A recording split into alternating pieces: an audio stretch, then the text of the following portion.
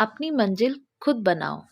एक बार स्वामी विवेकानंद के आश्रम में एक व्यक्ति आया जो देखने में बहुत दुखी लग रहा था।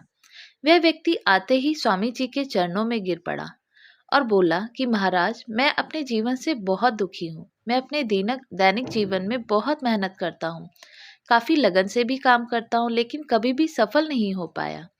भगवान ने मुझे ऐसा नसीब क्यों दिया है कि मैं पढ़ा लिखा और मेहनती होते हुए भी कभी कामयाब नहीं हो पाया। स्वामी जी उस व्यक्ति की परेशानी को पल भर में ही समझ गए। उन दिनों स्वामी जी के पास एक छोटा सा पालतू कुत्ता था। उन्होंने उस व्यक्ति से कहा, तुम कुछ दूर जरा मेरे कुत्ते को सैर करा लाओ, फिर मैं तुम्हारे सवाल का जवाब दूंगा। आदमी ने बड़े आश्चर्य से स्वामी जी की ओर देखा और फिर कुत्ते को लेकर कुछ दूर निकल पड़ा। काफी देर तक अच्छी खासी सैर कराकर जब वो व्यक्ति वापस स्वामी जी के पास पहुंचा, तो स्वामी जी ने देखा कि उस व्यक्ति का चेहरा अभी भी चमक रहा था, जबकि कुत्ता हाफ रहा था और बहुत थका हुआ लग रहा था। स्वामी जी ने व्यक्ति से कहा कि ये कुत्ता इतना ज्यादा कैसे थक गया, जबकि तुम तो अभी भी साफ सुथरे और बिना थके दिख रहे हो। तो व्यक्ति ने कहा कि मैं तो सीधा साधा अपने रास्ते पर चल रहा था, लेकिन ये कुत्ता गली के सारे कुत्तों के पीछे भाग रहा था और लड़का फिर वापस मेरे पास आ जाता था।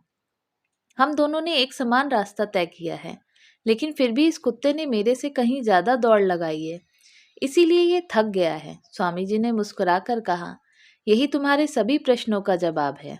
तुम्हारी मंजिल तुम्हारे आसपास ही है, वो ज्यादा दूर नहीं है।